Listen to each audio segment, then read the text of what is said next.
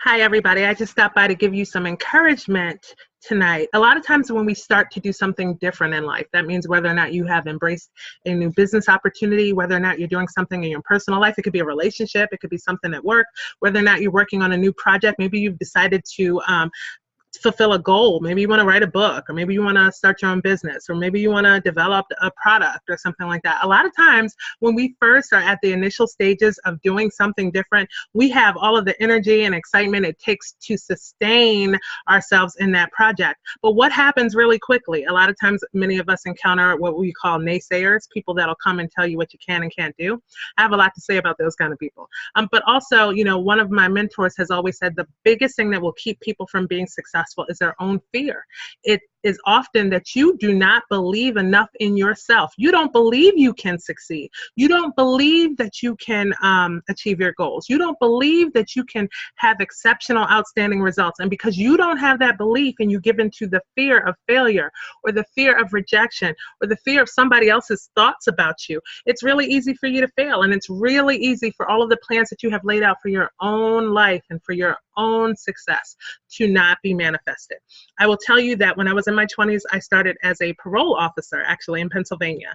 And part of the caseload that I had was a domestic violence caseload. And so part of my responsibility actually was to run a weekly domestic violence support group for offenders. And it was my job to read the manual and to be able to counsel them and talk to them about how they could have approached situations differently in their abuse equations. And so I'll never forget it. There was one gentleman, he had been accused more so of emotional abuse, and it was difficult for me to really understand what had happened in the situation. And he had basically prevented the young lady from exiting the house.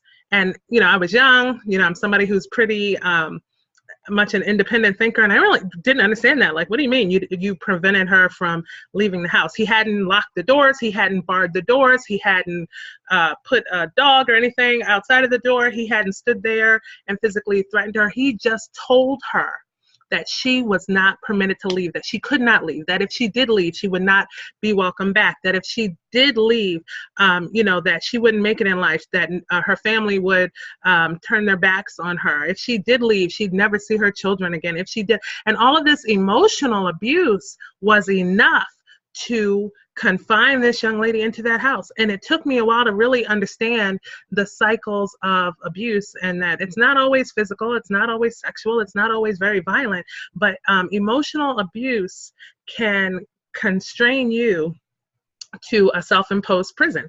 If you think about Miss Seeley, how she wouldn't go to that mailbox to check that mail for years, she wouldn't go to that mailbox. How many times was she out in the yard, or did she walk past it, or did she want to go? But for years, she had been conditioned not to go and check the mail. And that's what people do. And it may be people that love us, it may be our parents, it may be our siblings, it may be people that we're closest to. When we have a great idea, or we want to start a new business, or we want to do something that they aren't able to do, or that they haven't had the intuition or the guts to step out and do, a lot of times people will put us and will confine us to the limitations that they have set on their own lives. And so I'm here to tell you, if you want to do something different, if you want to do something outrageous with your life, if you want to start a business, if you want to join an opportunity, if you want to just step out and manifest what is the calling on your life, don't let anybody tell you what you can or can't do.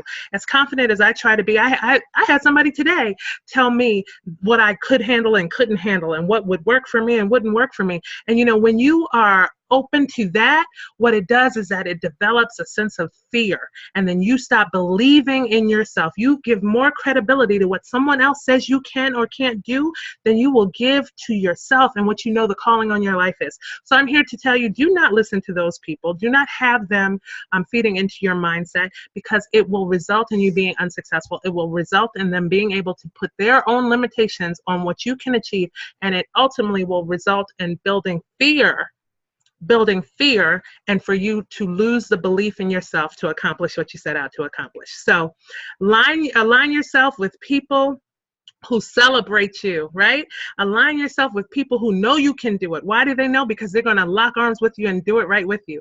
Align yourself with people who speak into your success, who tell you that you can make it, who tell you that they're proud of you when you're winning big or when you're winning small, okay? Align yourself with people who are going to sustain your mindset so that you don't develop fear and disbelief in yourself, because I'm here to tell you that you can do it. Each and every one of us has greatness within us. And despite what the loudest naysayer says, if you focus on your own goals in life, and if you focus on your why, right? You have a why you do the things you do, why you want to achieve the success you're setting out to achieve. If you focus on that and tune out everything else, you will win.